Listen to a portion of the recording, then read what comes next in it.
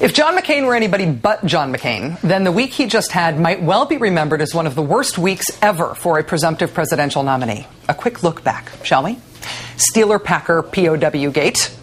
He's only running for president, people. How can he be expected to remember crucial details about his own life? Also, his top economic advisor calls Americans a bunch of whiners for complaining about an economy that's only in a mental recession, which he likened to mental depression.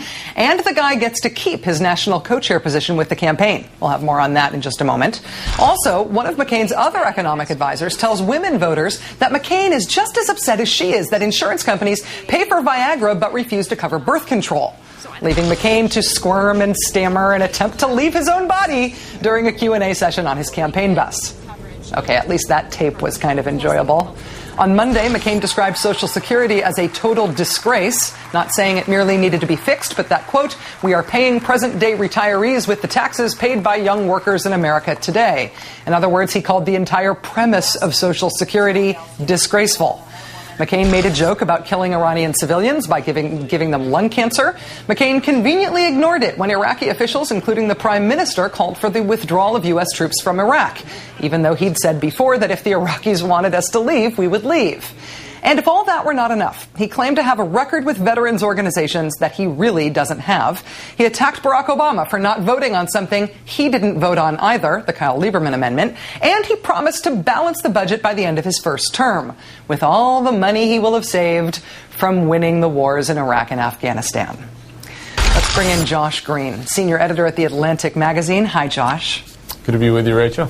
If John McCain were anybody else, that is, if he were anybody other than a politician who is perceived to be a straight-talking maverick by many reporters who cover him, might this week have gone differently for him? I mean, just looking at this laundry list of 1 week's missteps, it seems extraordinary to me that there have been no real consequences for McCain.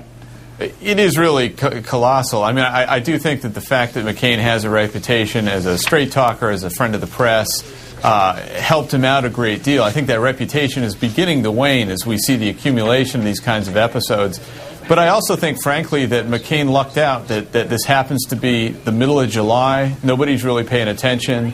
And that Jesse Jackson's castration fantasy came down the pike in the middle of the week, and most of the media got obsessed with that. And let's face it, I mean, if the media has a choice between covering Jesse Jackson and covering, serious policy debates like Social Security, that sort of thing, you're going to wind up with the kind of stories we wound up with this week. And I think, in a way, John McCain was lucky that happened. I am with you on the policy versus salacious, character-driven story distinction.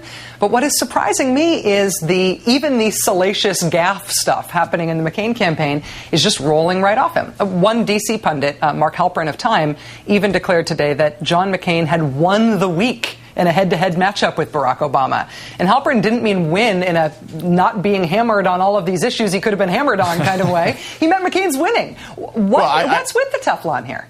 I do think that Halperin is probably in the minority on that one. But look, the stories the media tends to cover are shark attacks, are wildfires, are Jesse Jackson. And these kinds of stories just aren't going to stick right now. I think if McCain had this week in September or in October, it would be a much, much different story. And I think it's also worth pointing out that McCain is not out of the woods on this necessarily. If you talk to Republican strategists, one of the things they're dreading most this fall is Democrats using McCain's 100 years comment in advertisements. I think the same thing is going to happen with Phil Gramm. When the head of your campaign says there isn't a recession, that may not have the impact Barack Obama would like it to in July, but it certainly could in September and October and November. And I don't think this is the last we're going to see of that comment. Josh, is it as simple as the McCain campaign being better at working the refs? Is this the media's own decision about how they cover this stuff?